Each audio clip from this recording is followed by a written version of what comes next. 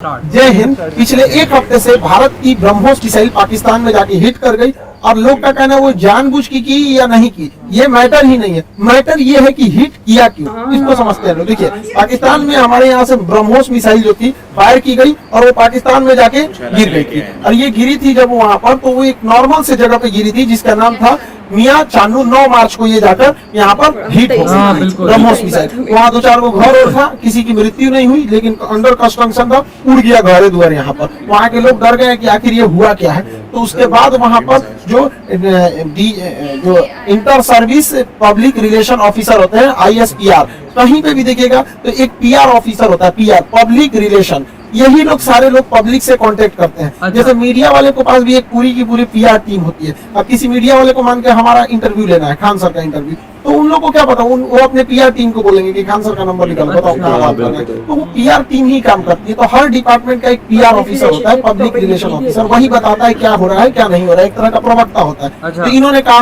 कि हमारी टेरिटरी में एक पता नहीं अनआइडेंटिफाई कोई ऑब्जेक्ट घुस गया, 4 मिनट तक उड़ते रहा, प्रोजेक्टाइल था, वो आया गिर गया, किसी की जान माल की क्षति नहीं हुई, हमने उसे पूरी रडार में ट्रैक किया, आके वो यहाँ पे गिर गया। ये इन लोग का स्टेटमेंट था। एक्चुअली में हुआ क्या था कि भारत से मिसाइल लॉन्च किया गया था, लेकिन ये दोनों देशों में विवाद न हो जाए इसलिए भारत सरकार के पहले से एक समझौता है 1999 का। 21 फरवरी 1999 में अटल बिहारी वाजपेयी और नवाज शरीफ के बीच एक लाहौर एग्रीमेंट साइन हुआ था, लाहौर डिक्लेरेशन। इसमें कहा गया था कि अगर दोनों सेनाओं की ओर से अगर कभी भी गलती से कोई मिसाइल या हमला हो जाता है तो वो लोग हॉटलाइन पे बात करके इसका कंफर्मेशन कर देंगे कि जानबूझ के किया गया या गलती से हुआ है, इसकी अवगत करा दिया जाएगा। तो उसके लिए भारत की ओर से हॉटलाइन पे बात करके बता दिया गया पाकिस्तान को 2 दिन बाद कि भैया हमारी ओर से गलती से चला है। अब ये हॉटलाइन क्या होता है? ये हॉटलाइन फोन में कभी रिंग नहीं करता। आप जैसे मोबाइल में डायल करते हैं किसी को, तो सोचना पहले बोलेगा नमस्कार, भारत ने 150 करोड़ कोविड टीकाकरण पार कर लिया, 175 करोड़, उसमें ये सब कोई रिंगटोन नहीं होता है। वो फिक्स होता है, करना कहाँ है, हॉटलाइन होते हैं, उसमें 4-5 नंबर ही, मतलब लिमिटेड नंबर होते हैं, वहीं फोन करना। एक बार फोन करेंगे तो फटाक से वहां लग जाएगा।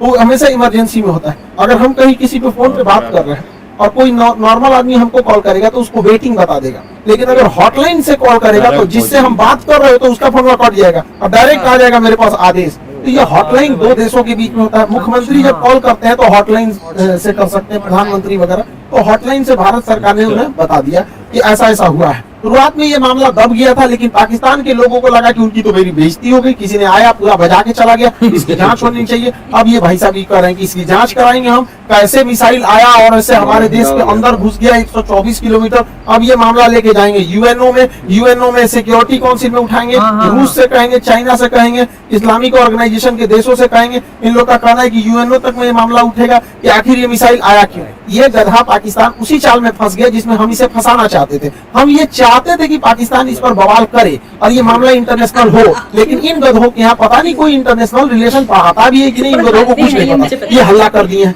एक्चुअल में ये मिस फायर नहीं था, ये डायरेक्ट फायर किया गया था जानबूझ के। हम आपको कुछ प्रूफ देते हैं, आप समझिए क्यों डायरेक्ट फायर किया गया था। यह मिसाइल जब उड़ती है हरियाणा से, तो यहाँ से लगभग हरियाणा पंजाब के बॉर्डर से 2 मिनट तक इंडिया में रहती है, फिर ये कर्व करके पाकिस्तान में जाती है, 4 मिनट तक ये पाकिस्तान में फ्लाई करती है। अब ये बताइए, जो मिसाइल ऑपरेटर इसे 4 मिनट तक फ्लाई कर रहा है, तो भारत में जो मिसाइल ऑपरेटर, उसे भी पता है कि वो इंडिया का बॉर्डर छोड़ दिया और पाकिस्तान में जा चुका है। तो पहला बात की जब वो 4 मिनट तक दुश्मन की टेरिटरी में घुसा कैसे, ये इंडिया वाले को तो पहले से पता था। एक और गलती क्या थी, सेल्फ डिस्ट्रॉइंग सिस्टम होता है। जब कभी भी मिसाइल अपने रास्ते से भटकता है तो उसे मिसाइल के अंदर ऑटोमेटिक डेटोनेटर लगा होता है जो मिसाइल को रास्ते में ही ब्लास्ट कर देता है, जिससे कोई नुकसान नहीं होता है। तो किसी भी मिसाइल को मारने से पहले उस मिसाइल का एक ऑपरेटर रूम होता है, उस ऑपरेटर रूम से उस मिसाइल को फायर किया जाता है। फायर करने के बाद वो ऑपरेटर इस मिसाइल को रडार पर देखता है, अगर रास्ता भटकता है तो सेल्फ फायर कर देता है। इस मिसाइल को सेल्फ फायर नहीं किया गया,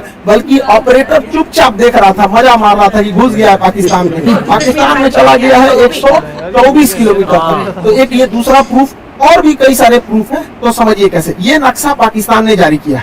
पाकिस्तान हमने ये जारी किया, पाकिस्तान इसमें जो तीर का निशान है ये दिखा रहा है मिसाइल किस तरह आया और कैसे ये यहाँ से जाकर यहाँ मियां चांदू पे जाके गिर गया।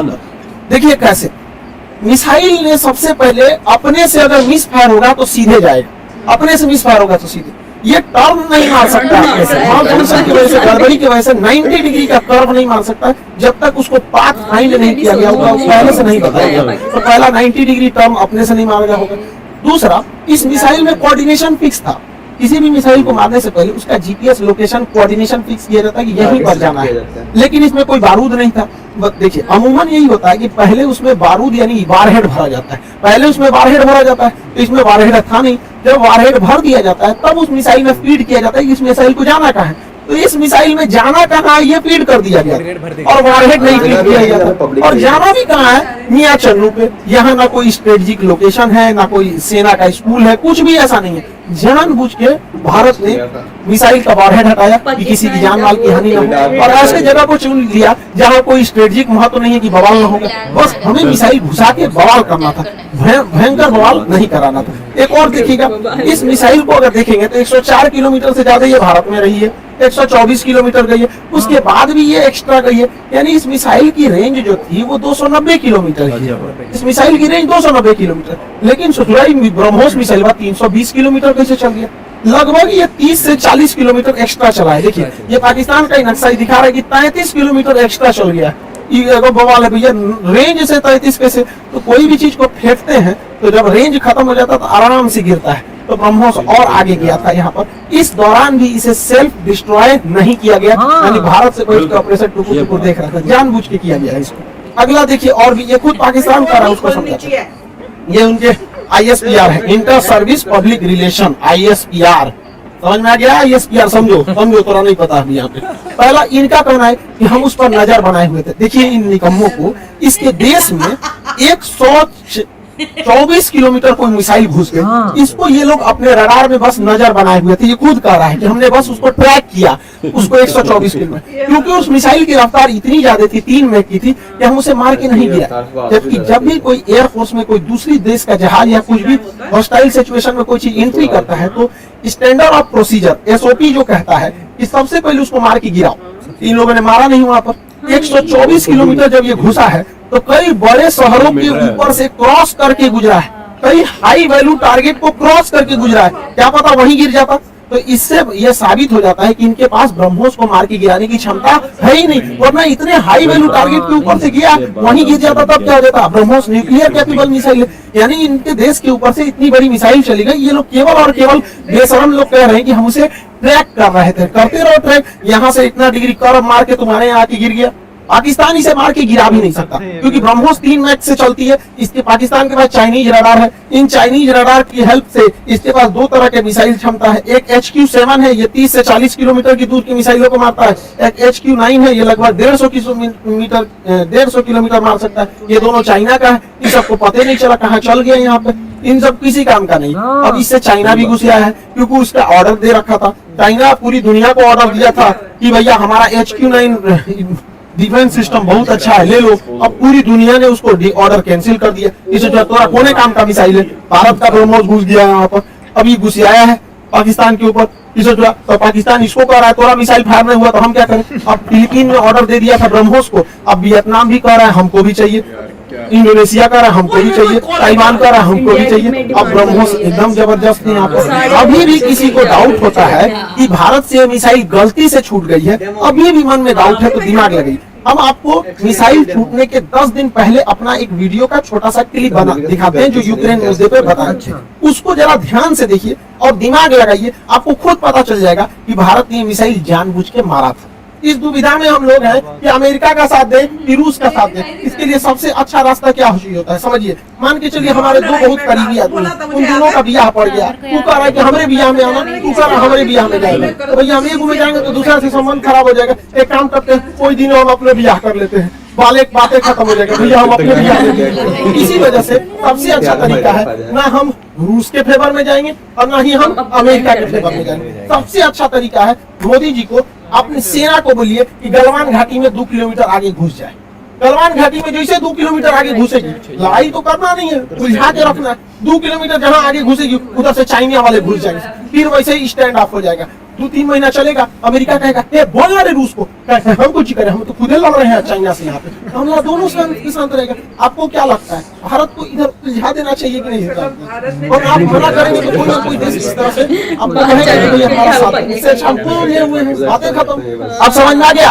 हम लोगों को इस इंटरनेशनल कचरा में नहीं पड़ना था कि रूस का साथ दे, कि यूक्रेन का दे, कि नाटो का, कि अमेरिका का। इसलिए हम खुद बोले थे कि भारत को कहीं ना कहीं हमला कर देना चाहिए, ताकि हम लोग खुद ही इंटरनेशनल प्रेशर से बच जाए। आज पूरी दुनिया नहीं कर रही है कि आप हमें जेलेंस्की का साथ दीजिए, नाटो का साथ दीजिए, कुछ नहीं कर रहा है। अब हम लोग यूक्रेन मामले से हट गए हैं क्योंकि पाकिस्तान इसे इंटरनेशनलाइजेशन कर रहा है, और हम लोग बच गए यहाँ पे। मोदी जी कभी कभी मेरी बात मान लेते हैं, मान लेते हैं कभी कभी, लेकिन बहुत कभी कभी बहुत बवाल के बाद मानते हैं। अभी देखिए पिछली बार रेलवे में पूरा बवाल हुआ, तब जाके उन्होंने अपना नोटिफिकेशन जारी किया, उसमें भी 2-4% इधर उधर करिए दिए हैं वहां पर भी, रेलवे वाले में। और एयरफोर्स की वैकेंसी अभी रिजल्ट अभी तक रोक के रखे। भैया ये एयरफोर्स वाले हैं, इन लोग को पढ़ा हम लोग बैठे हुए हैं, भेजिए, उड़ाए सब जहाज, मारे सब यहाँ पर। कितना लोग को हम लोग रोक के रखे यहाँ पर, तो कम से कम एयरफोर्स की तो रिजल्ट क्लियर करना चाहिए। मान जाते हैं मोदी जी बतिया, जैसे हमला करने वाला कैसे बोले 10 दिन में मान गए यहाँ पर। कभी कभी मानते हैं, कभी कभी नहीं मानते। अब पाकिस्तान धमकी दे रहा है कि हम इस मिसाइल का रिवर्स इंजीनियरिंग कर देंगे। दूर बैल कहीं का रिवर्स इंजीनियरिंग करेंगे। जब भारत ने इतना स्ट्रेटजी बना के मारा था, तो देखिए रिवर्स इंजीनियरिंग में जहाज का मेन चीज क्या होता है? उसका इंजन, पूरा इंजन तबाह हो गया, इंजन पूरी तरह तबाह हो गया। जो सीकर होता है, जो रडार होता है आगे, वो जहाज के अगवे लगा रहता है, वो थुथुर में पूरी तरह से उधिया गया है यहाँ पर। इसका जो सॉफ्टवेयर है, बिना सॉफ्टवेयर का जहाज उड़ नहीं करता, बिना सॉफ्टवेयर का मिसाइल नहीं उड़ सकता, मोबाइल काम नहीं करता बिना सॉफ्टवेयर के। दिन के सॉफ्टवेयर कहाँ है? तो अभी भी मिसाइल को देखिए, मिसाइल अपने से डिस्ट्रॉय नहीं हुई है, जानबूझ के इसे छोड़ा गया। तो पाकिस्तान का ये किस धातु का बना है, ये हम पता कर लेंगे। अगर तुम ये पता कर लेगा किस धातु का है, तो तुम अभी तक बना चुका रहा था कि किस धातु का है। धातु पता करके इंटरनेट पे मिलता है। हमरा से केमिस्ट्री में जब मेटलर्जी चैप्टर पढ़ेंगे ना, धातु कर्म चैप्टर पढ़ेंगे, धातु शोधन, सांद्रण, विस्थापन, भंजन, वही बता देंगे मेटलर्जी में। ब्रह्मोस का खोजेंगे लोग कहीं का, ऊंची बचल है ब्रह्मोस में, कुछ नहीं मिलने वाला। लेकिन हाँ, ये बवाल कहेगा हमने ब्रह्मोस का कॉपी बना लिया, अमेरिका के टॉमहॉक का हमने कॉपी किया था, हमने कॉपी बना लिया। ऐसा कुछ कॉपी नहीं बना पाएंगे, क्योंकि बहुत ही टफ इंजीनियरिंग होती है इसके अंदर। आपका आगे का जो रेंजर इंजन है ये बर्बाद हो चुका है, फ्यूल सिस्टम बर्बाद हो चुका है, प्रोपल्शन सिस्टम बर्बाद हो चुका है, नेविगेशन सिस्टम बर्बाद हो चुका है। खाली खोपड़िया मिलेगा, बना लेंगे मिसाइल यहाँ पर। गुलेल बनाना है, देख के बना लेंगे, गोल कहीं के यहाँ पर मिसाइल बनाएंगे। और तुम भारत पास पहले मिसाइल बनाने के बाद परीक्षण केंद्र जो था वो पोखरण में था, यहाँ परीक्षण करते थे, चांदीपुर में परीक्षण करते थे, व्हीलर द्वीप जिसका नाम कलाम द्वीप है उड़ीसा का, इसे करते थे। फिर नया जो था कर्नाटक के चित्रदुर्ग में परीक्षण करते थे। 4 जगह हम लोग का परीक्षण केंद्र था। अभी नया 5वां परीक्षण केंद्र खुल गया पाकिस्तान। अब हम लोग हमेशा कभी कभी परीक्षण करते रहे ब्रह्मोस वगैरह। और पाकिस्तान का नया सरदर जो है ब्रह्मोस जो है, वो नेवी से मार ही सकता है, एयरफोर्स से मार ही सकता है, जमीन वाला तो अभी मार के गया है। इसका नया खतरनाक वर्जन ब्रह्मोस 2 आ रहा है, जो 800 किलोमीटर मारेगा। यानी पाकिस्तान में बैठे बैठे पाकिस्तान हिल के, अफगानिस्तान हिल के ताजिकिस्तान चल जाएगा वहां पर। ब्रह्मोस 2 आ रहा है, इसका बाप है ये ब्रह्मोस का। अभी इसी से नहीं लौटा है तो दादा आ रहा है। दूसरा ब्रह्मोस NG आ रहा है, बहुत हल्का रहेगा और बहुत दूर तक मारेगा। तो तुम ससुरे, एक तो तुम्हारे बाप रे बस की बात है नहीं रिवर्स इंजीनियरिंग, क्योंकि बचा ही कहाँ है। अगर उस तरह से देखिएगा तो हम तो वियतनाम को, फिलीपीन को बेचे हैं, वही बना ले रिवर्स इंजीनियरिंग। रिवर्स इंजीनियरिंग इतना आसान है, हम लोग राफेल खरीद के लाए, नहीं बन जाएगा। और तुम्हारा रिवर्स इंजीनियरिंग इतना तगड़ा है, तो अमेरिका से तुम F-16 जहाज खरीदे हो, तुम उसको 20 साल से उड़ा रहे हो। अब बैल आज तक तुम अपने जहाज J-17 का एक तो इंजन नहीं बना पाए, कौन सी रिवर्स इंजीनियरिंग करते हो? मनोवैज्ञानिक दबाव बनाओगे कि हमारे पास ब्रह्मोस 2 आ गया, ब्रह्मोस का कॉपी आ गया है, तो एकरे बस का कुछ नहीं है। ये बस मेकअप करेगा, चौथे शादी की तैयारी करेगा। ये आंटी जी प्यारी छात्रा है, कोई बात नहीं, हम क्या करेंगे, बैल कहीं का सुधर जाओ, ऐसा कुछ नहीं होने वाला है।